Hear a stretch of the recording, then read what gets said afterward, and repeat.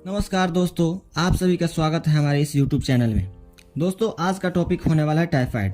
हम इस वीडियो में जानने वाले हैं कि टाइफाइड क्या है, टाइफाइड क्यों होता है, टाइफाइड होने के पश्चात यह हमारे शरीर के कौन कौन से अंगों को अधिक प्रभावित करता है, टाइफाइड का पता कैसे चलता है, टाइफाइड के लक्षण क्या है, इसे डिटेक्ट करने के लिए कौन कौन से टेस्ट किए जाते हैं, इसकी रोकथाम क्या है तथा इसे कितने दिनों में ठीक किया जा सकता है।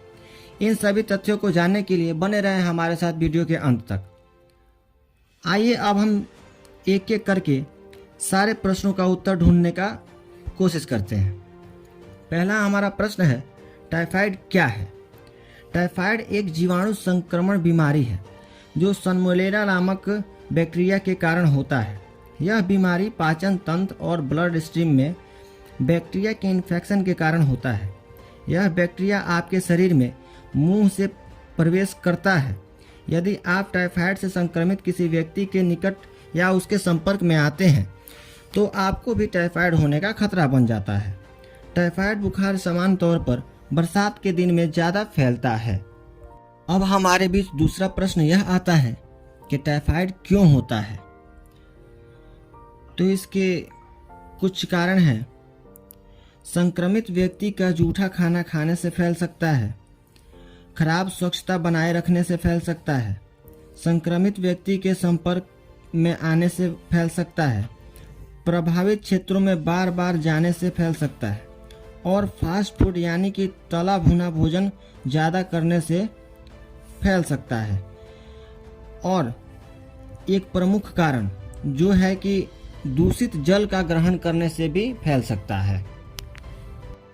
अब आइए हमारे बीच तीसरा प्रश्न आता है कि टाइफाइड होने के पश्चात हमारे शरीर का कौन कौन सा ऑर्गन अधिक प्रभावित होता है? तो टाइफाइड से हमारा गॉल ब्लैडर प्रभावित होता है।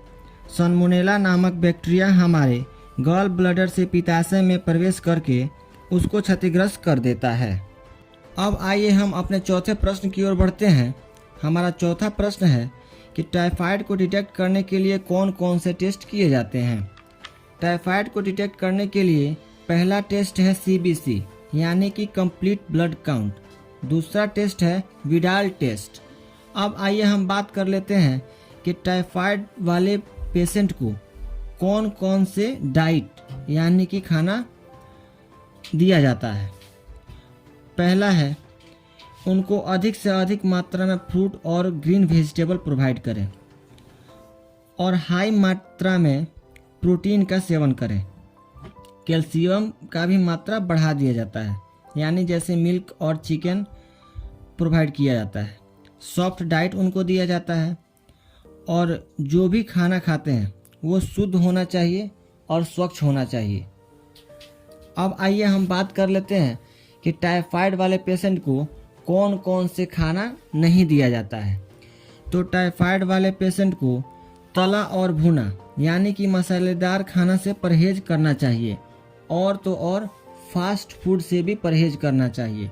उनको बस दलिया और खिचड़ी सूप वगैरह ही प्रोवाइड किया जाए तो बेटर है। अब आइए हम अपने छठे प्रश्न की ओर बढ़ते हैं कि टाइफाइड को कितने दिनों में ठीक किया जा सकता है। यदि टाइफाइड का इलाज सही समय पर किया जाए तो यह महज 3 से 5 दिन में ही कम होने लगता है और इसे पूरी तरह ठीक करने के लिए 3 से 4 सप्ताह का समय लग सकता है। लेकिन इसका सही समय पर जांच नहीं हुआ तो यह गंभीर बीमारी का संकेत भी बन सकता है। आशा करते हैं कि ये वीडियो आपको अच्छी लगी होगी। अगर वीडियो आपको पसंद आए तो लाइक, सब्सक्राइब और कमेंट करना ना भूलें। धन्यवाद।